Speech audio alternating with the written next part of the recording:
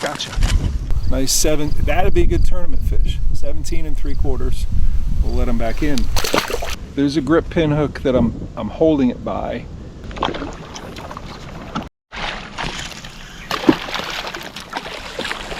Best one of the day so far. I'm gonna say 18 3/4. It shrunk. It went from 20 when I got it in the boat to 19, now like 18 3/4.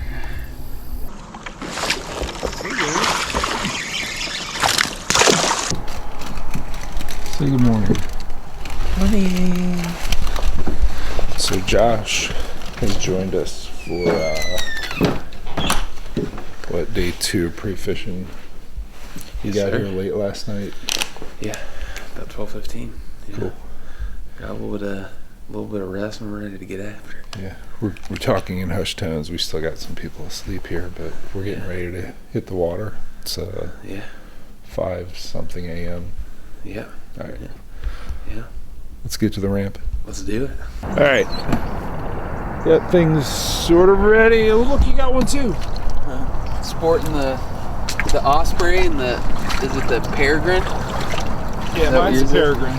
Yeah. Osprey 1436, baby. You're rocking the Wildy crate. Yep, old school Wildy crate. That's what somebody called it. They're like, oh my gosh, you have the old school Wildy crate. And I was like, dude, I feel like this thing just came out. But I guess innovation happens fast in the kayak world. Well, so. This was new right before I started with Torpedo, so it's been 7 years. So yeah, someone who's been kayak fishing for 2 years, this is old school. Yeah, I was like, old school, huh? Oh, they asked me how I like it, and I was like, oh, I like it great. So I feel like it's has some really good engineering, and it's lasted me a long time. So the Calcus donkey leash. Yep. Definitely use that today to get some pictures. But yeah, Osprey. I'm sure everybody on Jeff's channel has seen the Innovative Sportsman stuff, but got the setup with the like the Evil Empire Newport motor in K300. Okay. So trying out. You held on to that like you're like, all right, how am I playing this? Yeah. I was trying to think of the right word for it. I think I nailed it, but. Trying on a new battery today. I got a 30 amp, so we'll see how that does. But yeah, really gets that kayak cushion on there. This thing is a beast. I like how you have your board underneath, just like slid in like that. Yep, it works really good that way. And then I got the K pump, which is like your emergency. Yep. Got my emergency repair kit with a K pump. I put that in the back here. So you got some Yak Attack rod stagers here on the side. Yeah, trading this new for the first time. So I think Jeff already put the kiss of death on it, and he was like, "Oh, I would totally destroy those things." So I guess on a inflatable, one of the advantages is it is a very open deck, and you can.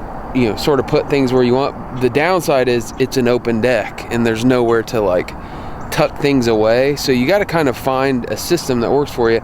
And what I typically do is you can see these 2 pontoons that create a little bit of a wall on the side. I normally will set a rod that I'm using and stage it kind of in here and then let it rest, as long as it doesn't stick out beyond the boat, because that I've broken a rod running up on a ramp before doing that. But yeah, I'm trying these just to kind of get them out of the way. I probably won't put 3 on there, but like the one that I'm not using for the day, as I kind of rotate 2 or 3, I'll put one over there and we'll see how it goes. You'll figure it out. I like your little your nav lights here. That was out of necessity on the green. The Susquehanna. You needed it. I was told while we were there that we need navigation lights, so I was like, well, I got it. And luckily enough, Walmart sells this, so nice. Got them battery powered, so you don't need to hook them up to power or anything like that. Checked off that box. Yeah. And then you got your broken twig net. Yes, like sir. Just this is a prototype. Is it? I don't know if he has these in production. I asked him, I said, you know, Chris, what would be a really awesome thing is if you made a handle that you could put in an ego head. Yeah. Because I have this ego head and I really like the size of it. And he's like, oh yeah, dude, I can do that. So he made me one and sent it to me last year, and I've used it a bunch. This is... Here, flip the logo around so we can see, even though it's upside down, it's there we go. Broken twig. Broken twig. So, yep. hi, Chris. Yeah. I don't know if Chris watches. Oh, I'm sure he does. Okay. Yeah. Well, Yeah. Whatever. Hi, Chris. Hope you're selling nets. Yeah, pretty excited about today. What are we gonna start? What's your starting lure? A spinnerbait that is twin spin that has like 4 willow blades, and I don't know, like I think there are shad out here, and to have a little school of lots of little flash, it's pretty turbid. It's kind of what I've seen, a fairly, I'll go ahead and say muddy, and I don't mean it's muddy because like it's suspended in it. Is that kind of what you're saying? Yeah. This is like it hasn't rained significantly. I mean, I've seen at least a half a dozen top eats since I've been here. So my theory is this place, these fish have seen way fewer choppos and whopper ploppers than the Susquehanna fish, and I think that's a universal pattern for if they're on top water that they you choppo it, and I'm gonna choppo it for the first half hour. So there's another one that's ate on top of over there. So we'll see how that goes and just see if I'm getting any. I mean, there's a fish moving big time up there, moving around up there at the corner. I bet you one of us will catch one on that left side corner. Okay. This river is a lot of sand, but if you look across, there's like that. I'm pretty sure that's all man-made stuff, but there's quite a bit of man-made riprap along the bank here. So let's shut up and fish. Let's go. Didn't really get out here in time to do top water yesterday, so we got a shower blow. Put right where this current runs into that riprap.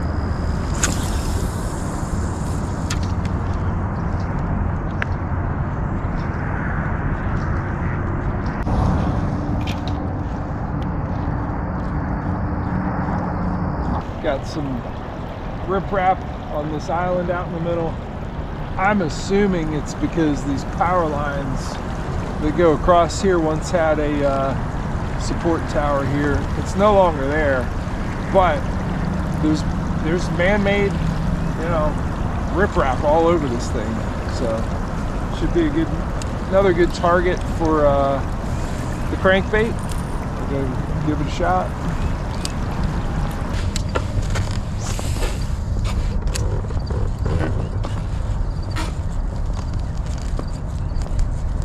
Kind of fan cast, and I think where I want to be is on the edge of it. Never hurts to do a little figure 8 to the bass right at the boat with the crankbait. Musky guys know to do that. Smallmouth anglers should definitely know how to do it. I'm gonna deal with this a lot today. Snags. The most important thing is to not really rear back and get out of there from the downstream position. Like, give it loose tension, just move up to it and lift it up. It's your best chance of getting it out. I do have plug knockers at the ready if I need them. Yeah, it came right out.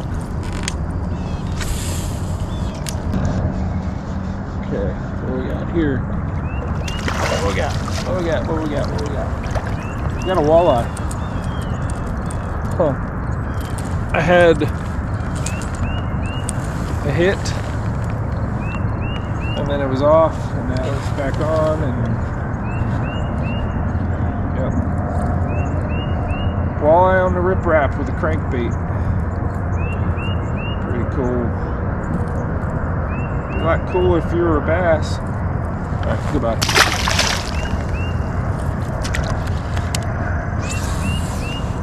good habitat nonetheless. I'll keep working my way around this. I put a jig. There's some riprap towards the back of it that just looked like it needed to see a jig. Oh, here's another. What do we got? Another walleye. Yeah. I don't need you guys.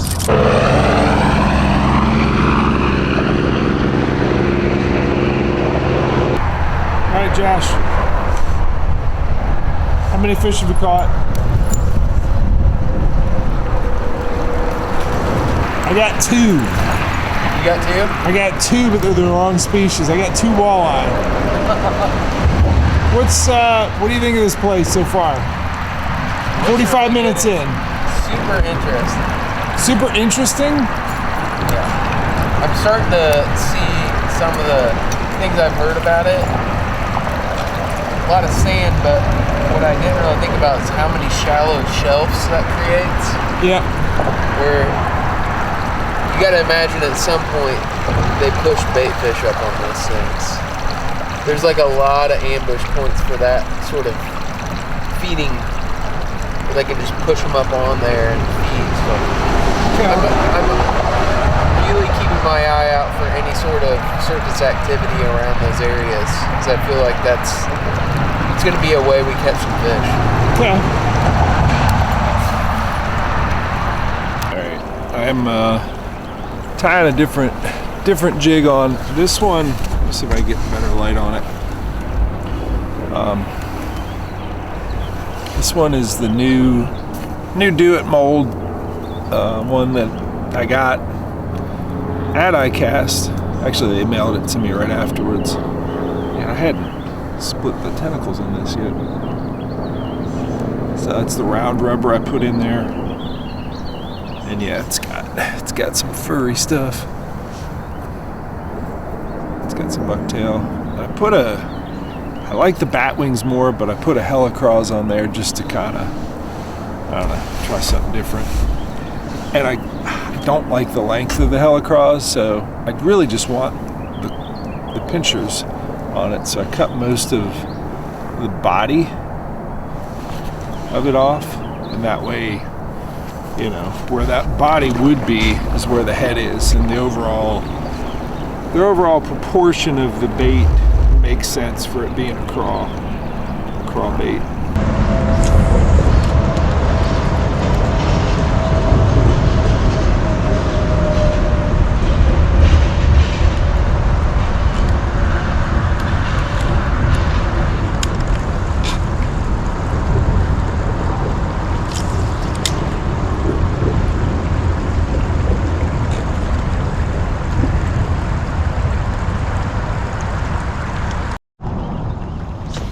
Log jam and some riprap. There we go.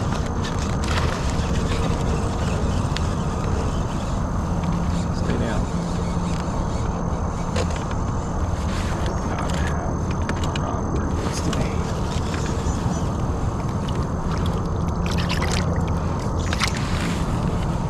be. He's off. That was a smallmouth though. I screwed up because I had this rod laying on top of my net. Bad deal. But that was a smallmouth. That was probably a 14 and a half, maybe 15 inch smallmouth on rock. Got some more riprap here. I had been further out casting in, and I would feel that I was not hitting rock, so I've moved in closer. I'm actually swinging my rod to the left. Not happy unless I'm banging that rock, and I'm happiest when I feel like I'm on the edge of that rock in the sand bottom.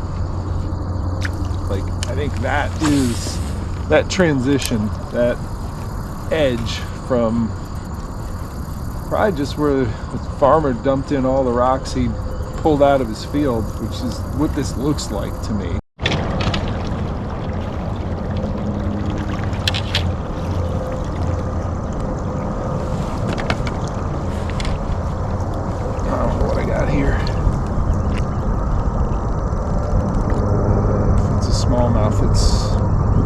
quite nice. It's on this riprap. Yep, this is working. That's a smallmouth.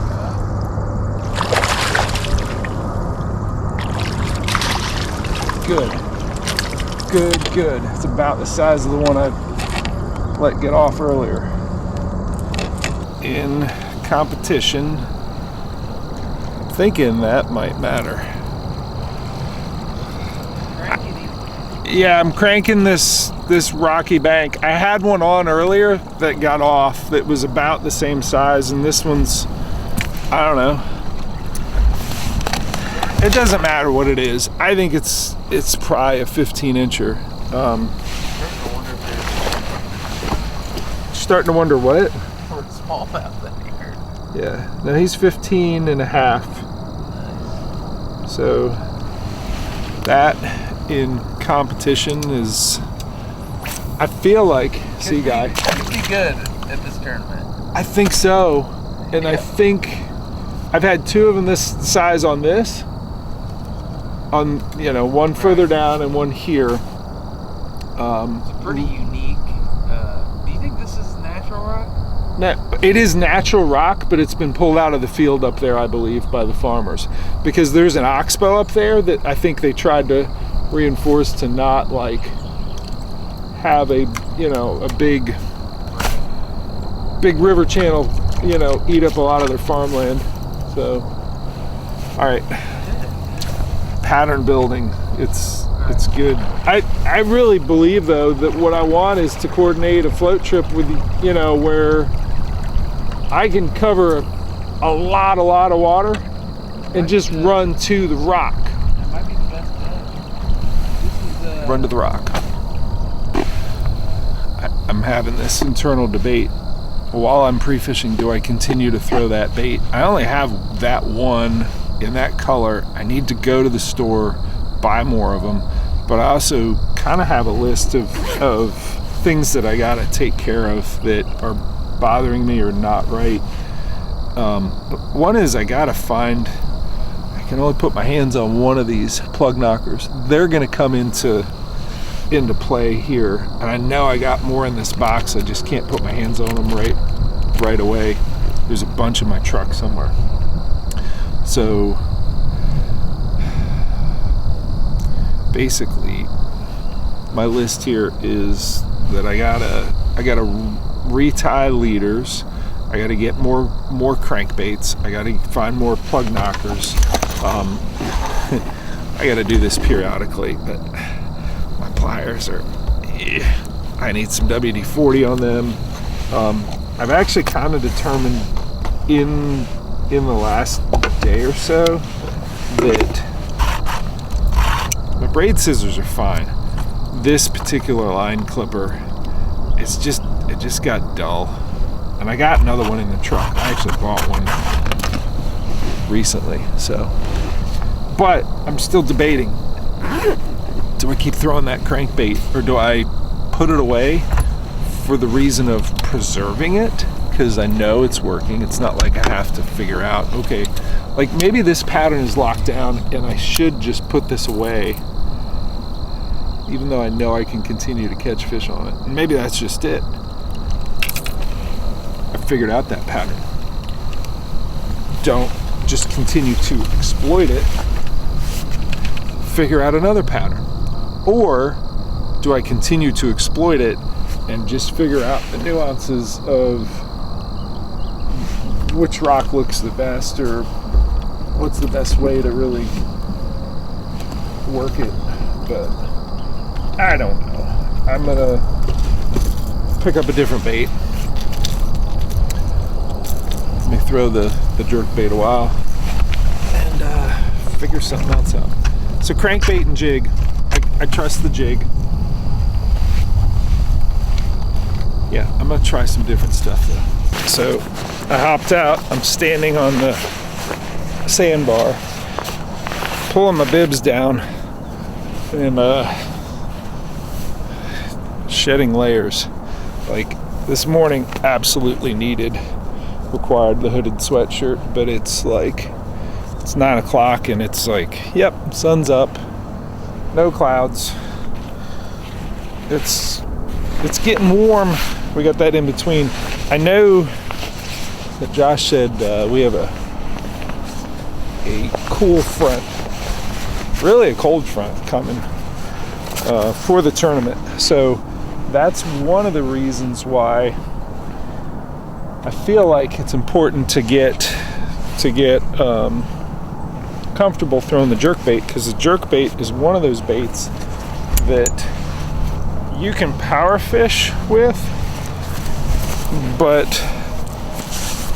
you can also stop it and give them a shot at blasting it just standing there.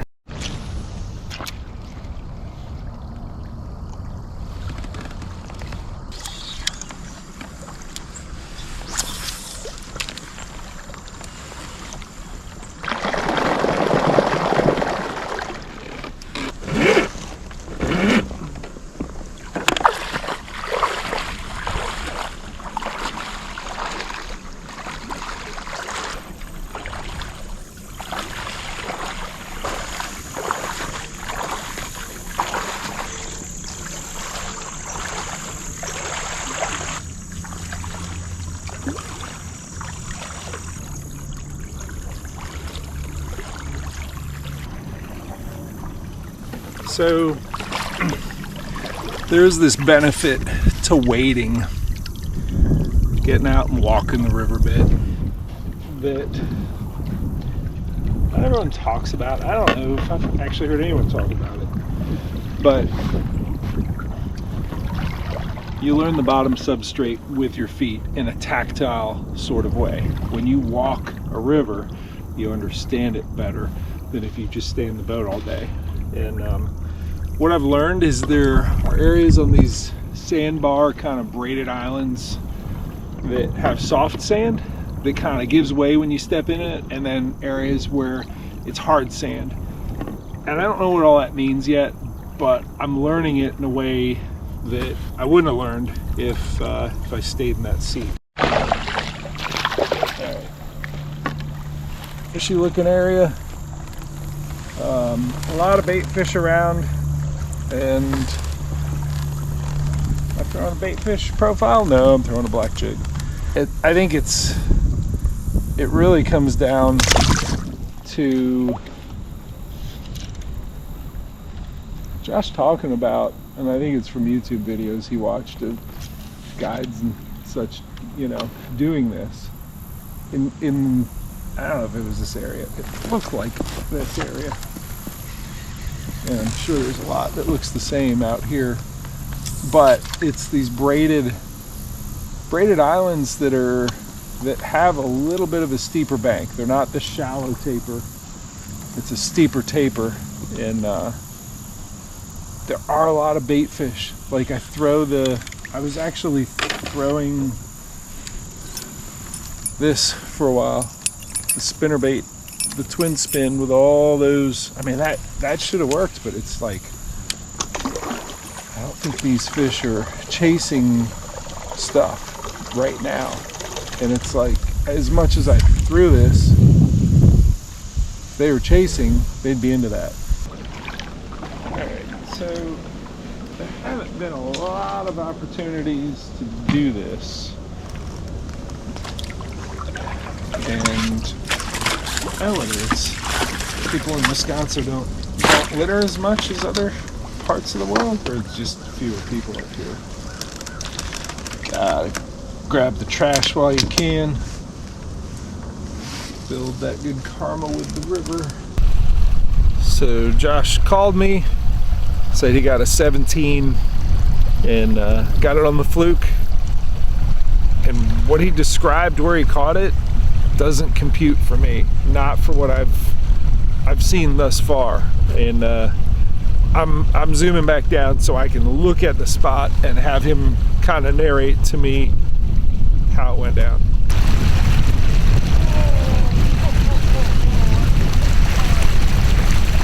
You just missed another one right in front of me. Oh really? Yeah. Nice. I mean, that thing, I don't know how I missed it. Did he? And that was an 18 for sure. Well, look at what's right behind you.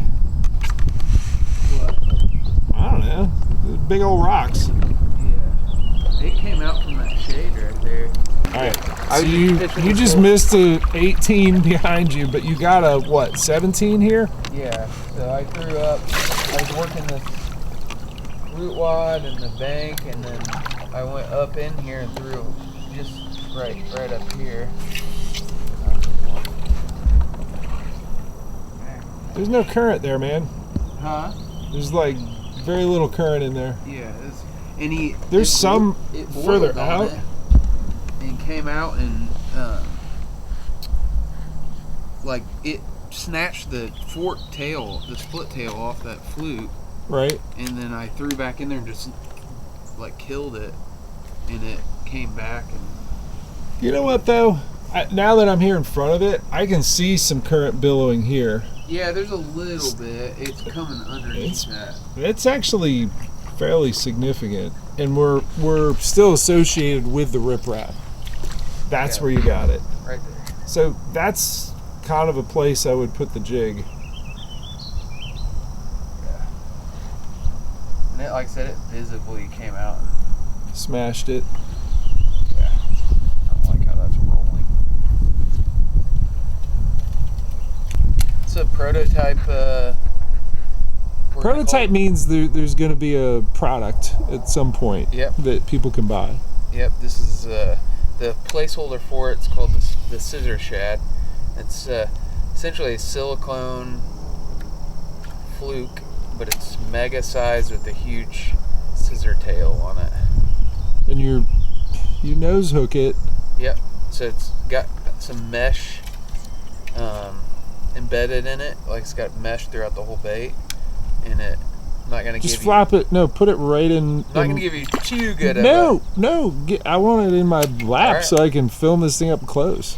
Thank you. Okay, you've just hooked the biggest.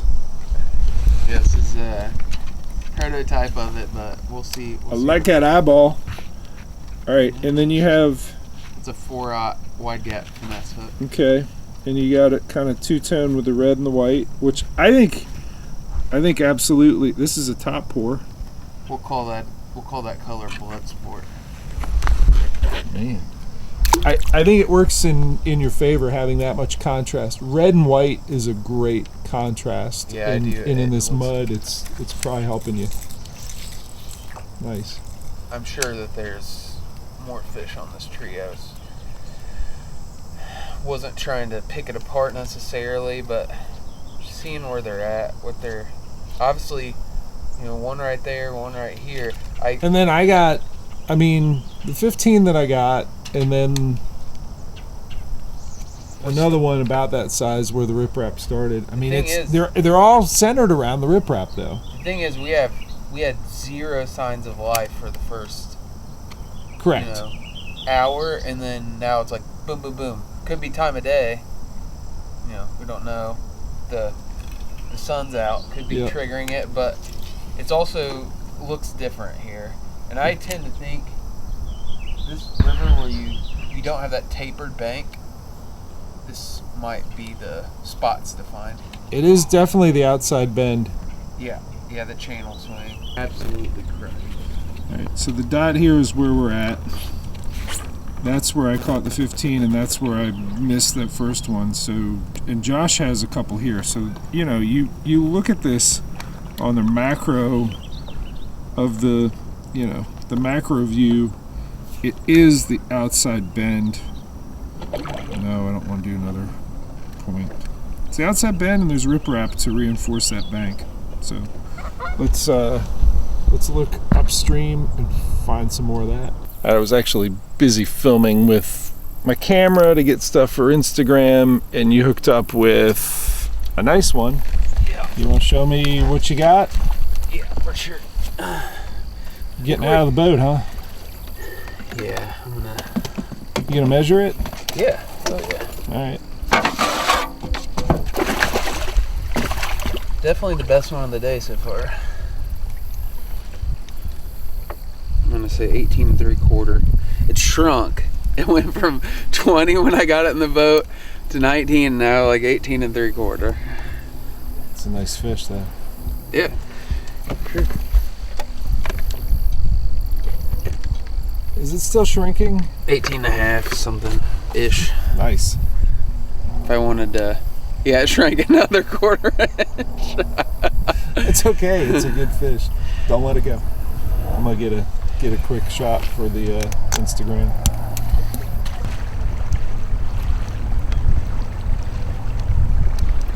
So I went up a bank throwing the 7-inch scent to jerk shad on the EWG,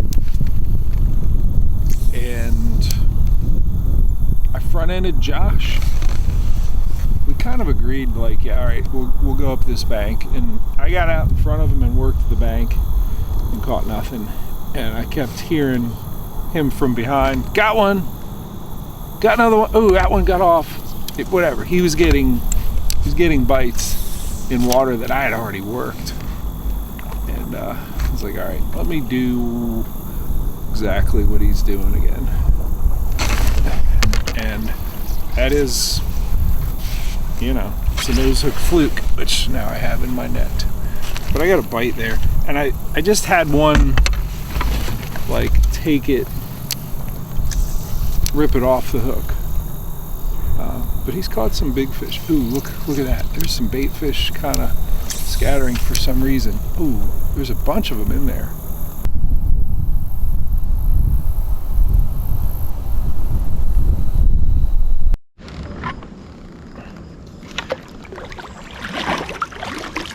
I see something interesting. It looks like the crankbait I've been throwing. At least similar. It's that color. It's sort of interesting. Blueback chartreuse.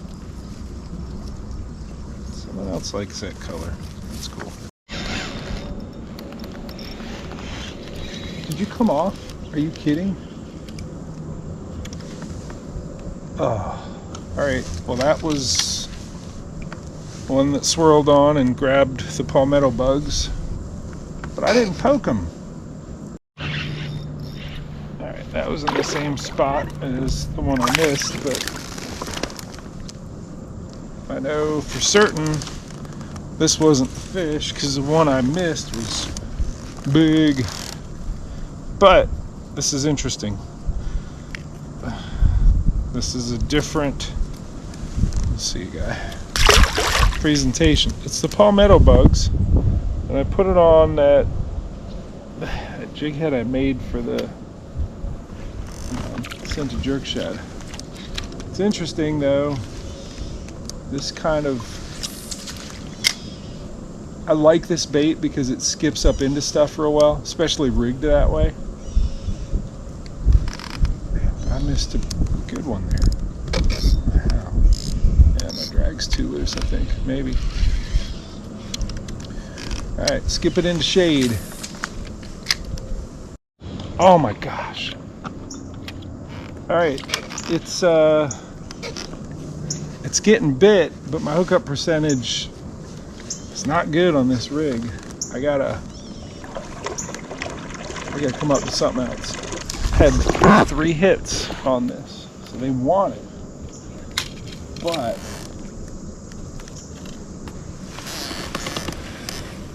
that's how I got it back this time. It's kind of folded up weird, and it's maybe not a big enough hook. Let me take it off. But that's what I had, was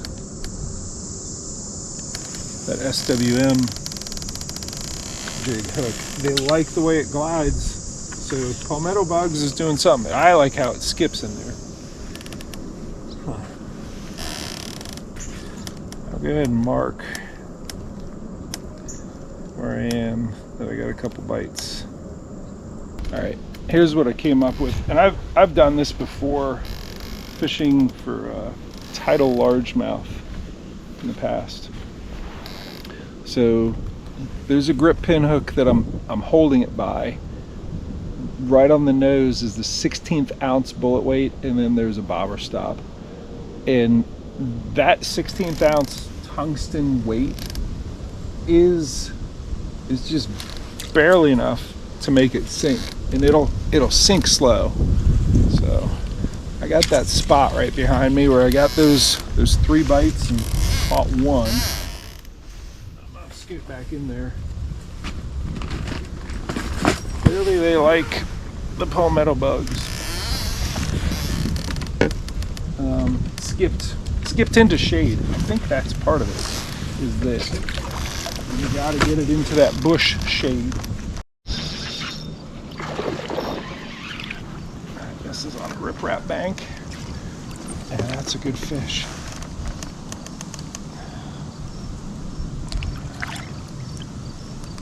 Okay. Very good fish. Let's keep you buttoned. Good fish. And they like to stay down here. They like to stay under that shade, don't you?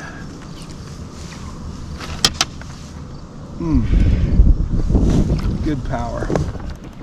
Good power. Gotcha. Yeah, that's a big fish. Okay. This is making me feel good. Got a riprap bank here behind me. Just caught this one. Bet you you're 18 inches. Real powerful fish. I thought that shade was going to be part of it, but I think shade helps, but this riprap is in full sun, and the slow fall, that 16th ounce bullet weight, and the Palmetto bugs, and that held them good. So that's a good pattern. Part of the pattern. You know, the presentation is there. That's good. You probably go 18. Nope, 17 3/4. So nice 7. That'd be a good tournament fish. 17 3/4. We'll let them back in, and be happy that that fish showed me something that'll work here. On let's take a look at this bank behind me. That might be a common denominator, a steep bank.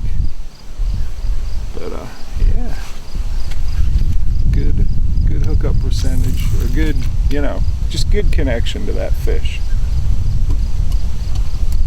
So here's the thing that bugs me about pre-fishing. It's been a grind. I've found that 17 3/4 was there.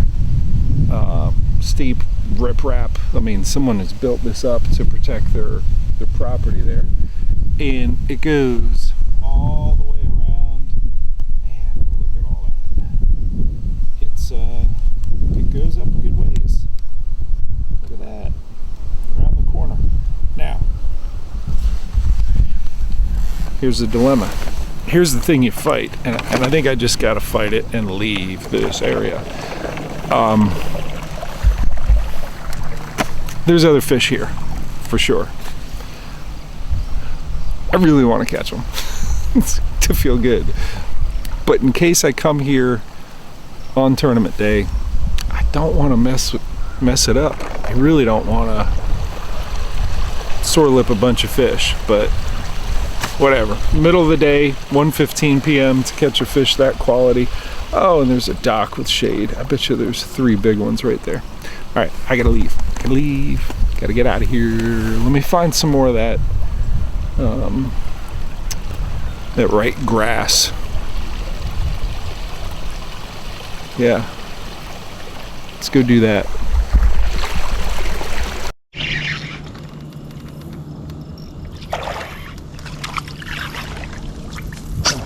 All right, that's replicable. Oh, how'd you get off? I saw him. He was probably 15-ish. I fully comprehend people bringing all of their tackle to tournaments, because right now I have 2 bags of these, so I'm putting this guy away. And there's only 2 others in this bag. This one wasn't even a full pack, but I got some green pumpkin ones. Let's see if I can do the same thing with green pumpkin. Oh, was he big? Wow. Oh, that was big. That was 20. Oh, and he ripped up the Palmetto BugZ. Wow. I think it was 20. It was huge and fast, and it won. I lost, but it was there. So let's take a look at that. I mean, we're on this island. It isn't really that long of an island, but I cast in there, nothing. Then I moved and skipped deep into there, and it's got all that shade. It's got a little piece of wood in there, and that bank is not flat. I mean, back here it's flat, but right there it's, so maybe there's a little bit more depth there. Oh man. Well, I'm gonna mark a waypoint for sure to say, yep, there was a 20 here. I'm pretty sure that this island here is where I missed a 20. If he's there again, I don't think I want to show him the Palmetto BugZ, but maybe he'd like a 5-inch scented jerk shad.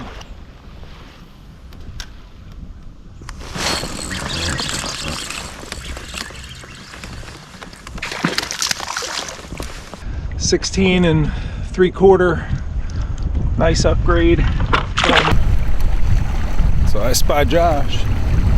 He's over there, obviously in really shallow water, because he is paddling, and the motor was spraying up some stuff a second ago. Yep. There is a lot of shallow, frustrating water.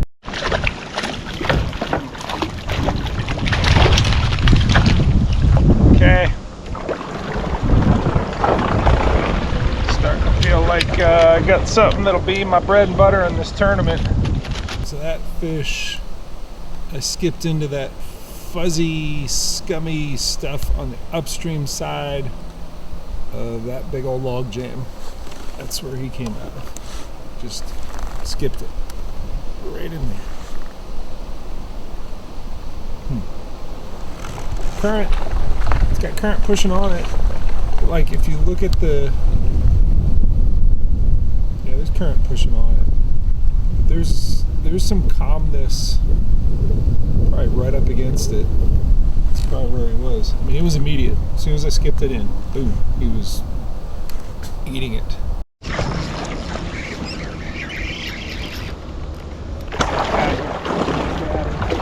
Come on, get away from that log. All right, good, you're in the current. As long as you're not in that log. Okay. I know you got a lot of power in the current, but at least you're not in that.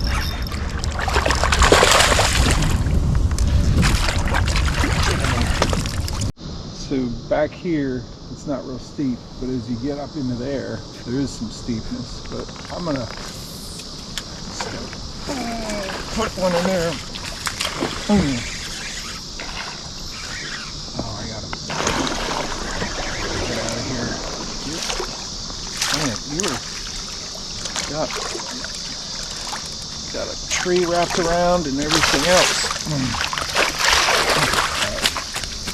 Broke the tree. Well, at least you get to see where he was. I can't believe this is the same river I was on yesterday. It's really consistent. It's a nice one. You know, I think you're 16. Do I measure you? I don't know. My measuring board is underneath all sorts of stuff. I believe you're 16. Nice fish. I'm gonna mark it, see what it's guy. on the waypoint, and man, am I happy with this? Is this enough? This is where we're gonna do this? I don't know. 16. Is it just a better section of river than what I was in yesterday? I don't know. Well, I definitely have a rock solid pattern. Will it hold up to the cold front? I don't know.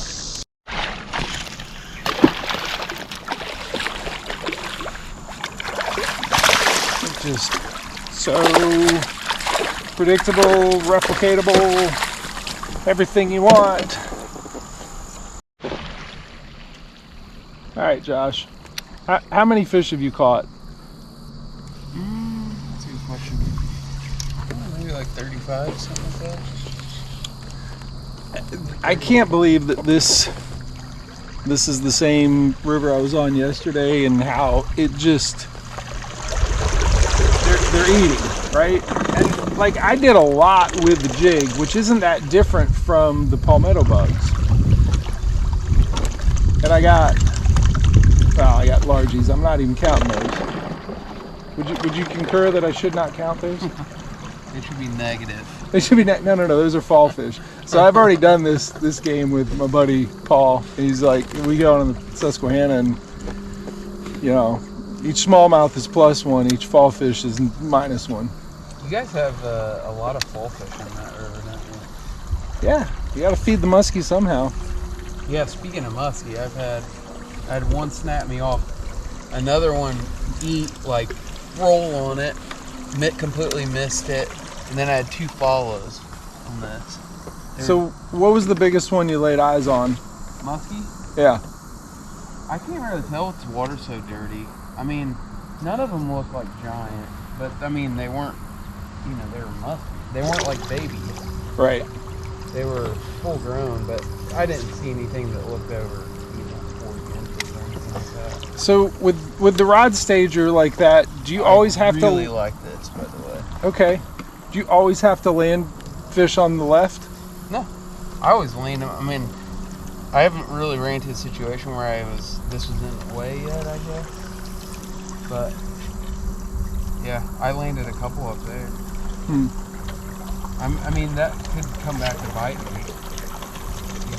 But this hasn't been in my way all day. Nice. Besides when I'm taking a paddle stroke, which isn't very often. Yeah, I saw you paddling. Yeah. In some shallow water. Yeah. There we go.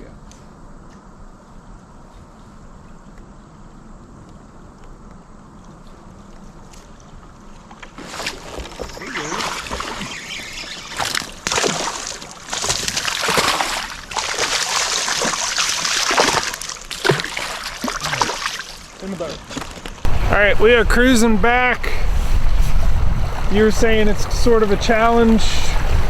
Yeah, just a lot of mid-river sandbars that, I mean, you can see like that one because it has some like disturbance. Yeah.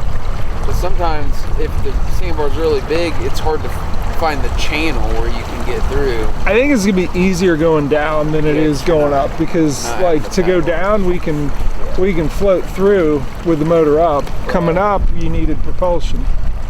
So it wasn't terrible, it was just different. I've never been on a river like this. I'm just glad, like, especially after yesterday, that I got to a point where I was calling my shots. Like, that feels good. That makes me like happy, but like secure with, all right, we can do this on tournament day. Now we definitely have a pattern. The question is, does it hold up? I think it absolutely holds up, because we're going tight to wood. You would and think, as the cold front comes in, yeah, you would that's think exactly what they do. Unless in the fall, sometimes the cold fronts get them charged up and they start. Well, we gotta throw some jackhammer use in, which I did a lot of, and spinner baiting, and nothing happened yesterday. I would say the goal today was like, we established a pattern. We didn't really see much of the river. We just saw this section of it, which is a little bit concerning for me. I want to see a different part of the river, especially because we have 2 days. Yep. So, well, it was productive. Tomorrow's more of just like plucking around, like ramp hopping.